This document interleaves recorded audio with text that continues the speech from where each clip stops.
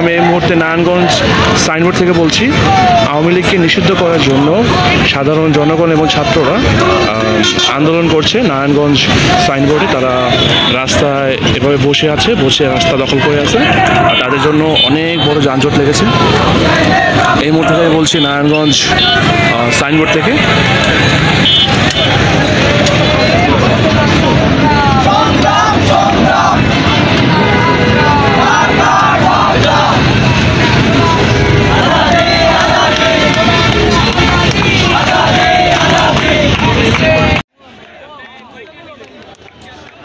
আপনারা দেখতে পাচ্ছেন আন্দোলনকারীরা রাস্তায় বাঁশ ফেলে রাস্তায় বসে থেকে আন্দোলন করছে।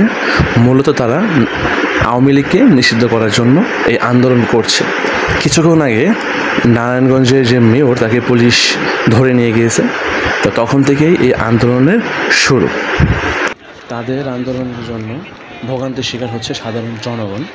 দূরপাল্লার যে বাসগুলো এভাবে জ্যামে আটকেই আছে। হতে পারে এই বাসের ভিতরে কোনো অসুস্থ শিশু রয়েছে যে গরমের কারণে যন্ত্রণায় কাতরাচ্ছে। আমি আসার সময় দেখলাম ভিতরে কয়েকটা অ্যাম্বুলেন্স অলরেডি আটকা পড়েছে, তারা বের হতে পারছে না। হতে পারে অ্যাম্বুলেন্সের ভিতরে কোনো গুরুতর মুমূর্ষু রোগী রয়েছে, যার এই মুহূর্তে তাড়াতাড়ি হসপিটাল পৌঁছানো খুব দরকার। তো এই যে এই আন্দোলনগুলোর জন্য ভোগান্তি হচ্ছে সাধারণ জনগণের। আর যারা এই রাস্তা দিয়ে রেগুলার চলাফেরা করেন তারা জানেন যে কিছুদিন পরপরই এই নারায়ণগঞ্জ সাইনবোর্ড শনি আঁকড়া রাস্তায় এরকম আন্দোলন হয়, যার জন্য সাধারণ জনগণ এবং এলাকাবাসীর অনেক ভোগান্তির শিকার হতে হয়।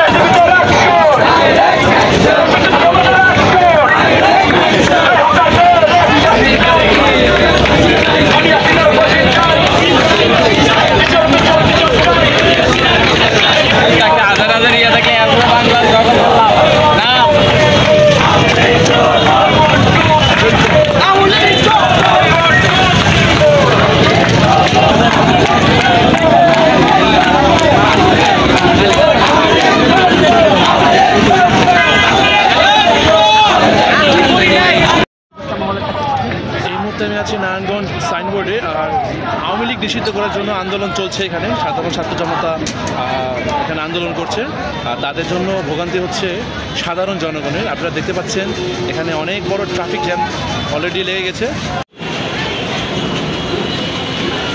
দেখতে পাচ্ছেন এখানে তারা গাড়ি ঘোড়া বন্ধ করে রেখেছে, যার জন্য উল্টো পথে অনেক বাস এখানে চলাচল করছে। আর এই উল্টো পথে চলাচল করার কারণে হতে পারে বড় ধরনের কোনো দুর্ঘটনা।